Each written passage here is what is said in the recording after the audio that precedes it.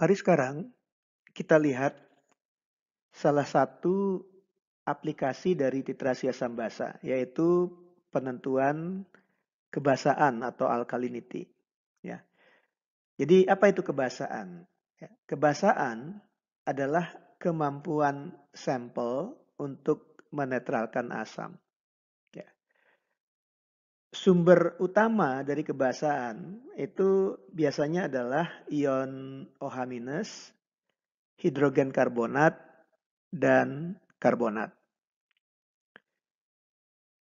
Bagaimana kita menentukan kebasaan ini ya? Melalui titrasi dengan HCl. Ya. Biasanya kita menggunakan dua indikator. Ya. Brom kresol hijau, di mana trayek perubahan warnanya itu di sekitar pH 4,5,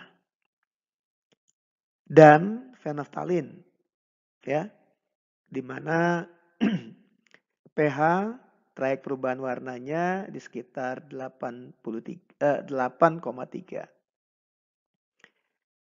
Kalau kita lihat ya kurva titrasi dari masing-masing ion ini ya dengan HCl, kita akan lihat sebagai berikut ya.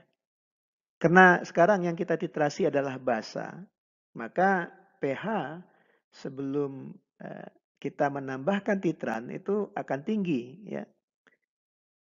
Jadi di pH basa ya, untuk OH- itu mendekati 13. Ya. Nah, kalau OH- kita titrasi pelan-pelan dengan HCl, pH-nya tentu akan turun. Ya. Ya, pada saat seluruh OH-nya habis bereaksi dengan HCl, pH-nya akan turun dengan tajam. Ya, ini daerah titik ekivalen. Ya. Kemudian penambahan HCl seterusnya akan menurunkan pH pelan-pelan. Ya.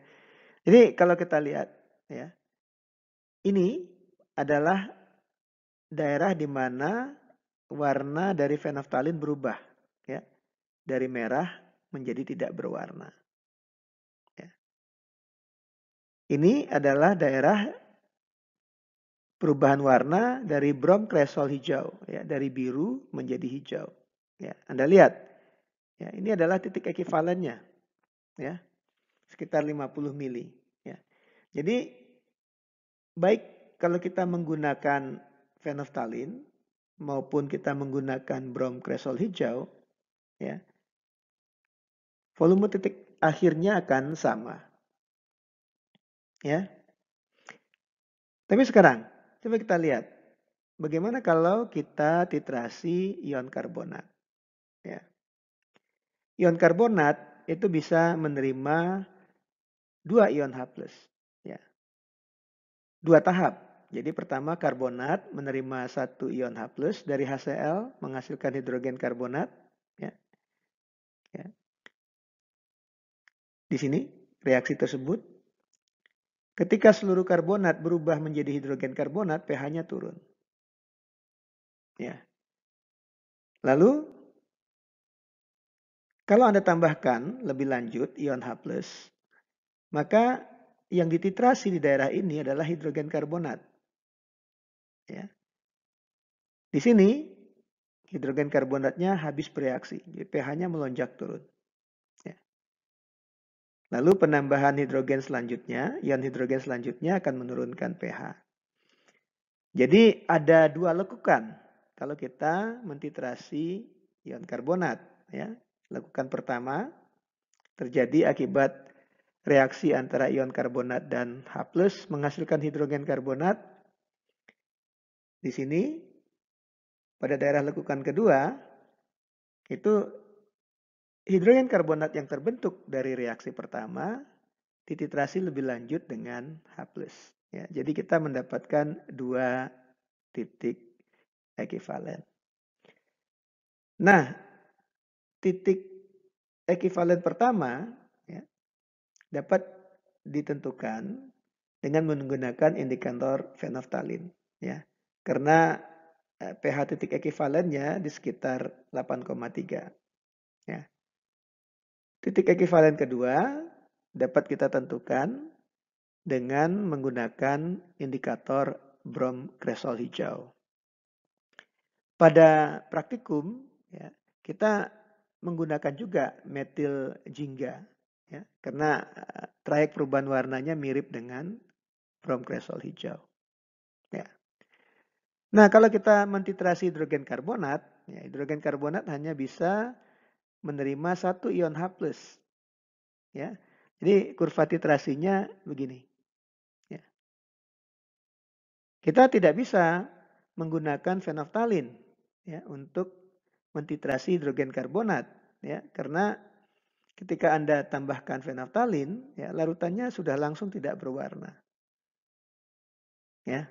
Jadi satu-satunya indikator, ya, dari dua ini, ya, yang bisa kita gunakan untuk menentukan titik akhir dari hidrogen karbonat adalah bromkresol hijau. Ya, karena kurva titrasinya seperti ini. Ya. Oke.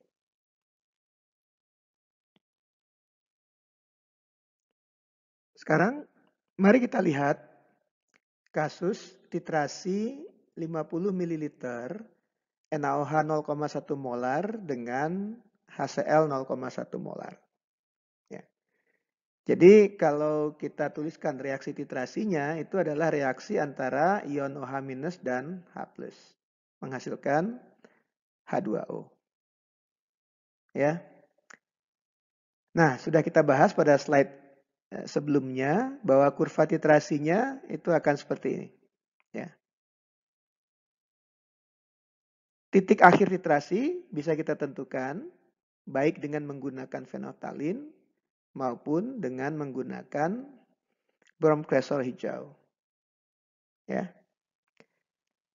Nah, volume titik akhir baik dengan menggunakan fenolftalin maupun bromkresol hijau, ya, itu di sini, ya, 50 ml.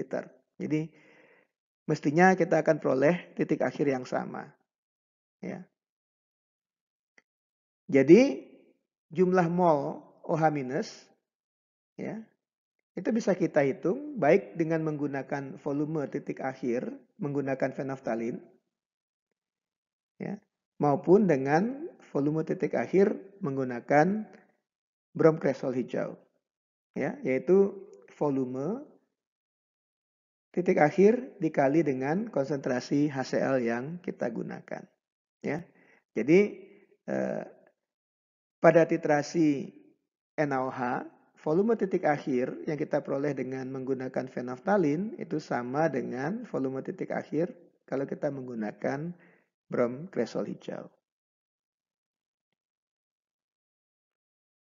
Untuk kasus titrasi 50 ml natrium karbonat 0,05 molar dengan HCl 0,1 molar, ya, reaksi titrasinya berlangsung 2 tahap. Ya, karena karbonat ini bisa menerima ion H+,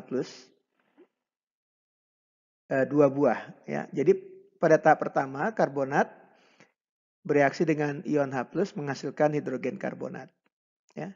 Setelah seluruh karbonat bereaksi dengan ion H+ menghasilkan hidrogen karbonat, nah hidrogen karbonat yang terbentuk itu akan bereaksi lebih lanjut dengan ion H+ yang kita tambahkan, ya, membentuk asam karbonat. Ya. Jadi karena milimol dari natrium karbonat atau milimol karbonatnya itu akan sama dengan HCl ketika penambahan 25 mili, ya. Maka untuk titrasi untuk reaksi yang pertama ini, ya, terjadi di sini. Ya. Pada saat seluruh karbonat habis bereaksi, terjadi perubahan warna. Ya.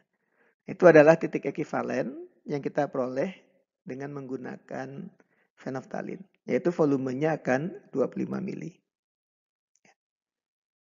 Tetapi kalau kita menggunakan bromkresol hijau, sebagai indikator, ya, titik akhir itu terjadi di sini. Ya.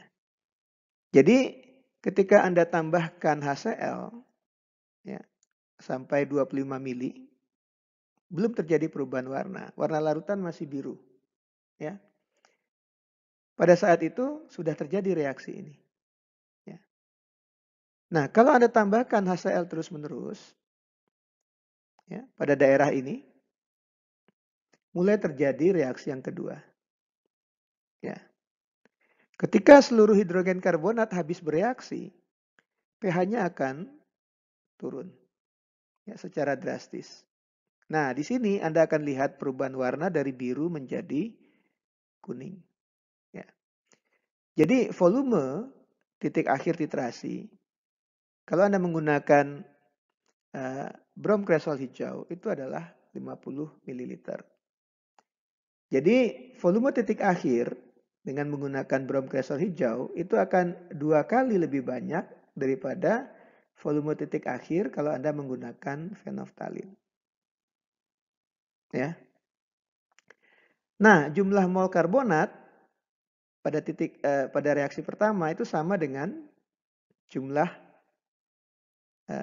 ion H+ yang kita tambahkan sampai pada titik ekivalen pertama. Ya. Jadi jumlah mol karbonat di dalam sampel itu sama dengan volume titik akhir menggunakan fenolftalin dikali dengan konsentrasi HCl. Ya, konsekuensinya tentu saja jumlah mol karbonat itu akan setengah dari volume titik akhir menggunakan brom kresol hijau dikali dengan konsentrasi HCl yang Anda tambahkan. Ya. Jadi ini karakteristik dari titrasi karbonat dengan HCl.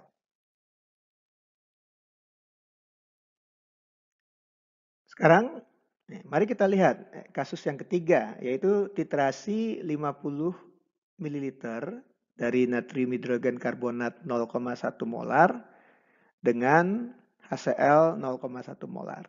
Ya. Ini adalah reaksi titrasinya. Ya. Jadi mol hidrogen karbonat itu sama dengan mol HCl. Ya. Jadi pada kasus ini titik akhir titrasi itu ada pada volume 50 ml. Ya. Nah, kalau kita menggunakan indikator fenolftalin, trayek perubahan warna dari fenolftalin itu di sini. Ya. Jadi sebelum kita menambahkan HCl, larutan sudah bening. Ya. Jadi kita tidak bisa tahu, ya, perubahan warna pada titik ekivalen. Jadi kita tidak bisa menggunakan fenolftalin. Tetapi kita bisa menggunakan brom kresol hijau karena trayek perubahan warna brom kresol hijau itu ada pada daerah titik ekivalen titrasi. Ya. Jadi satu-satunya indikator yang bisa kita gunakan adalah brom kresol hijau, ya, dari dua ini. Nah, karena reaksinya 1:1, maka jumlah mol dari hidrogen karbonat itu sama dengan volume titik akhir brom kresol hijau dikali dengan konsentrasi HCl yang kita gunakan. Ya. Jadi ini cara menentukan kebasaan dari larutan kalau di dalam larutan tersebut hanya ada, ya, masing-masing satu ion saja, yaitu OH- kah atau karbonat atau hidrogen karbonat. Pada kuliah berikutnya, kita akan lihat bagaimana kalau di dalam larutan itu ada campuran dari dua basa tersebut. Ya, misalkan ion hidroksida dengan karbonat. Ya, atau ion karbonat dengan ion bikarbonat.